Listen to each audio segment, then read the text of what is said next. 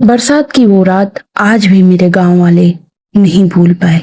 चारों तरफ काली घटाएं थी, कच्चे रास्तों पर कीचड़ फैला था और गांव के आखिरी छोर पर बनी पुरानी हवेली में नई दुल्हन पहली बार कदम रखने वाली थी।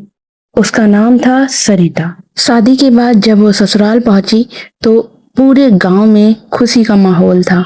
ढोलक बज रही थी, औरतें गीत गा रही थी। ससुराल वालों ने बड़े प्यार से उसका स्वागत किया, लेकिन उसी भीड़ में एक बूढ़ी औरत खड़ी थी। सिर पर एक भी बाल नहीं, चेहरे पर पुराने कांटों के निशान और आंखें ऐसी जैसी कि किसी मरे हुए जानवर की हो। गांव वाले उसे देखते ही रास्ता बदल लेते थे। लोग उसे टोन ही कहते थे। कहते थे कि वह औरत किसी टोनहा देव की पूजा करती है, एक ऐसी शक्ति जो किसी भी घर को बर्बाद कर सकती है। रात को जब दुल्हन के मायके से सामान आया, उसमें साड़ियाँ थी, श्रृंगार का सामान था, मिठाइयाँ थी और उन्हीं चीजों के बीच कहीं छुपा था मौत का निमंत्रण। किसी को पता नहीं चला कि कब उस बूढ़ी औरत ने एक छोटी सी लाल बिंदी के अंदर टोनहा देव को स्थापित कर दिया। सरिता ने वही बिंदी माथे पर लगाई और उसी रात से उसकी जिंदगी बदल गई। आधी रात का समय था। सरिता अपने पति रवि के साथ छत पर खाट पर सोई हुई थी। गर्मी बहुत थी, इसलिए गांव में सब लोग छत पर ही सोते थे। रवि उसके बगल में लेटा था। सरिता की आंख अचानक खुली। उसने सामने वाली छत की तरफ देखा और उसका खून जम गया। वहां ठीक रवि जैसा दिखने वाला एक आदमी खड़ा था। वही चेहरा, वही शरीर, वही कपड़े, लेकिन उसकी बगल के बाल जमीन तक लटक रहे थे। धीरे धीरे वे बाल रेंगते हुए खाट तक आने लगे। सरिता का शरीर सुन्न हो गया। वह चीखना चाहती थी पर आवाज नहीं निकल रही थी। तभी सामने खड़ा हुआ दूसरा रवि मुस्कुराया और बिना कदम चलाए सीधे छत से नीचे उतरकर उसके बगल में आकर लेट गया। अब असली रवि दाईं तरफ था और वह चीज बाईं तरफ, दोनों बिल्कुल एक जैसे। सरिता पागलों की तरह चीखी। अगले ही पल वह चीज गायब हो चुकी थी। उस रात के बाद सरिता कभी सामान्य नहीं रही। हर 2-3 महीने में वह चीज वापस आती। कभी रात में दरवाजे पर दस्तक देती, कभी खिड़की के बाहर रवि की आवाज में बुलाती, दरवाजा खोलो। लेकिन असली रवि उसके बगल में सोया होता। धीरे धीरे घर में अजीब घटनाएं होने लगी।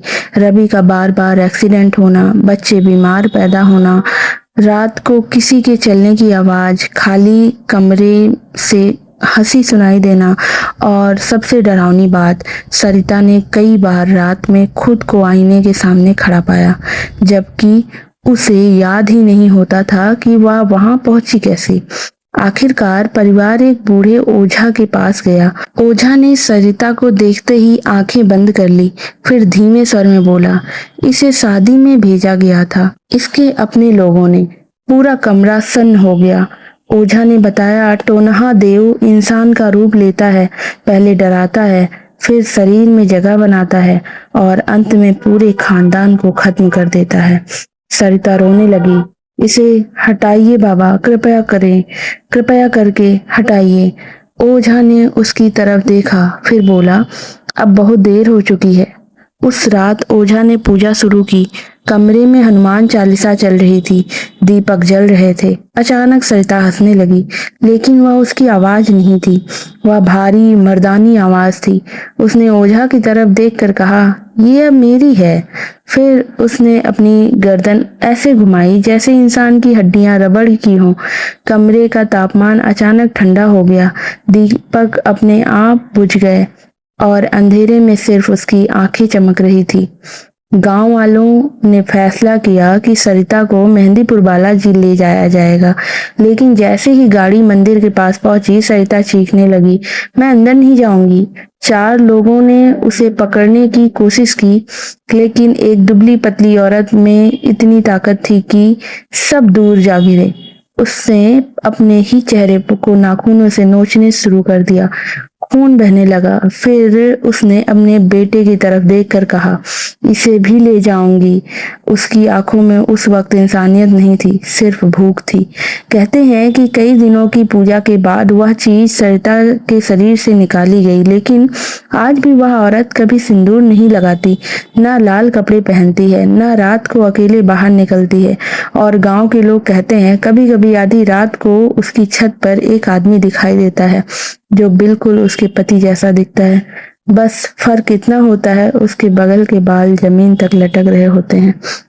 तो दोस्तों बताइएगा, क्या आपके आसपास भी कुछ ऐसी कहानियां या फिर आपके जानकारी में कुछ ऐसी कहानियां घटित हुई हैं जो कि आप जानते हो?